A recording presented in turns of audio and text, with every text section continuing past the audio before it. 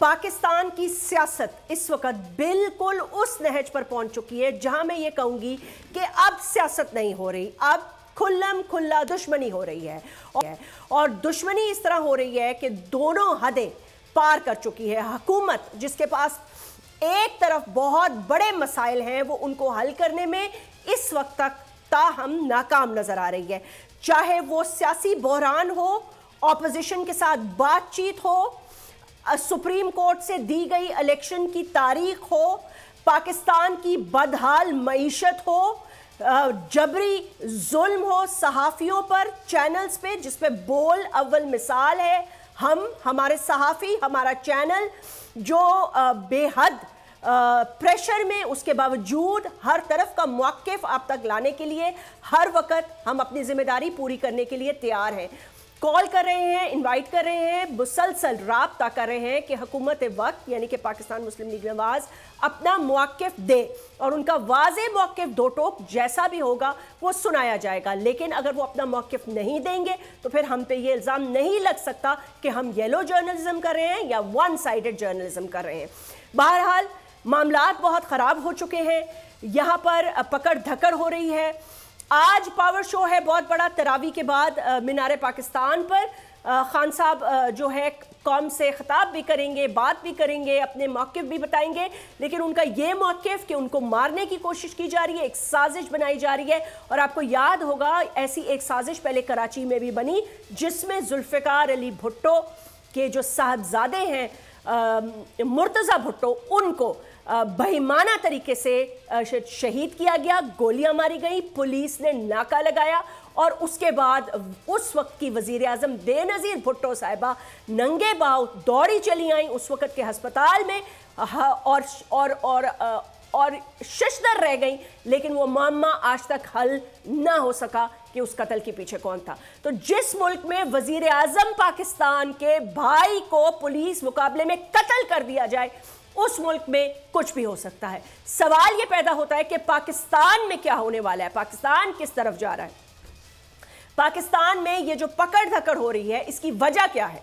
देखें, हुकूमत के पास वाज़े तौर पर 3 ऑप्शंस है। एक तो वो बयानियां बनाने में बिल्कुल नाकाम रहे, मां सिवाय एक खातून के जो PMLN की सरबराह हैं मरियम नवाज साहिबा, वो अपने मौक़िफ़ से, अपनी बातों से, अपनी प्रेस कॉन्फ्रेंस से, अपने ट्विटर से वाज़े पैगामात भी दे रही हैं और बहुत सख्त बयानात भी दे रही हैं और डटकर लड़ाई भी कर रही हैं तहरीके इंसाफ के सरबराह इमरान खान साहब से डायरेक्टली।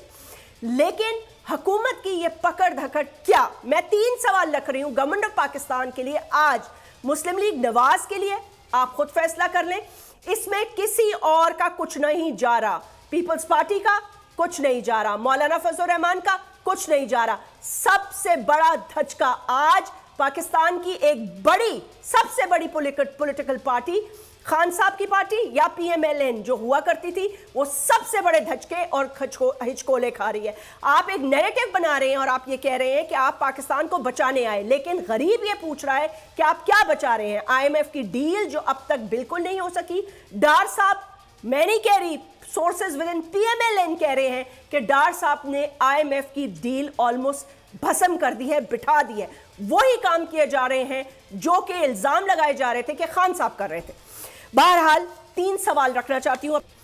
PMLN ये फैसला कर ले, इस सारी पकड़ धकड़ से क्या आप लोगों के दिलों में प्यार उजागर कर पा रहे हैं, नंबर 1, या अपने लिए मजीद प्रॉब्लम्स क्रिएट कर रहे हैं। दूसरा, इस तमाम मामले में, इस वोट ऑफ कॉन्फिडेंस से लेकर हुकूमत को गिराने तक, क्या आप एक ऐसा बयानिया बनाने में कामयाब हुए हैं जिससे कि PTI का बयानिया भस्म हो जाए, तहरीके इंसाफ और खान साहब का बयानिया भस्म हो जाए और लोग उन पर ना यकीन करें। तीसरा, पाकिस्तान की मईशत जिसे बकौल आपके आप बचाने आए थे, क्या आप बचा पाए हैं, सिवाय इसके कि आप अपनी सियासत को नुकसान दर नुकसान पहुंचा रहे हैं। ये 3 सवाल हैं, इनका तज्जिया आप खुद कर लें और खुद से अगर आपके पास कोई जवाब है तो बता दें। अगर ये वीडियो आपको पसंद आई है तो इस चैनल को सब्सक्राइब करें और बेल आइकन को क्लिक करें। तो नजर आ रहा है सामने लिखा हुआ जुल्म मिटने के लिए। दो चीजों से मिटेगा भाई। एक, अदल की कुर्सी पे जो लोग बैठते हैं ना, वो अदल के हिसाब से फैसले करने लगे। दूसरा, कौम निकल खड़ेगी उस जुल्म के खिलाफ, तो जुल्म खत्म हो जाएगा। या इन दोनों में से कोई एक चीज हो जाए या दोनों हो जाए। अगर 420 का मुकदमा था, उस वक्त अदलिया में जो लोग बैठे हुए केस देख रहे थे, वो पूछते ना यार चीट हुआ कौन है। जब उनको दिखता कोई चीट नहीं हुआ, केस खत्म कर देते। तो जालिम जुल्म कर ही नहीं पाता। 9 जजेस ने नोट बिफोर किया मेरे केस को यार, 1.5 साल चला।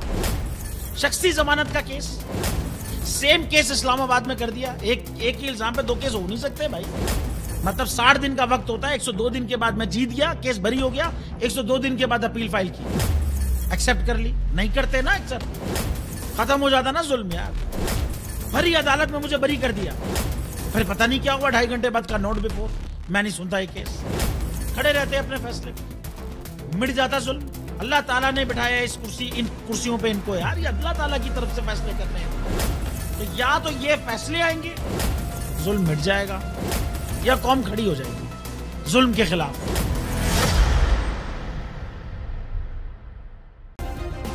सब्सक्राइब करें और बेल दबाएं ताकि कोई खबर रह न जाए।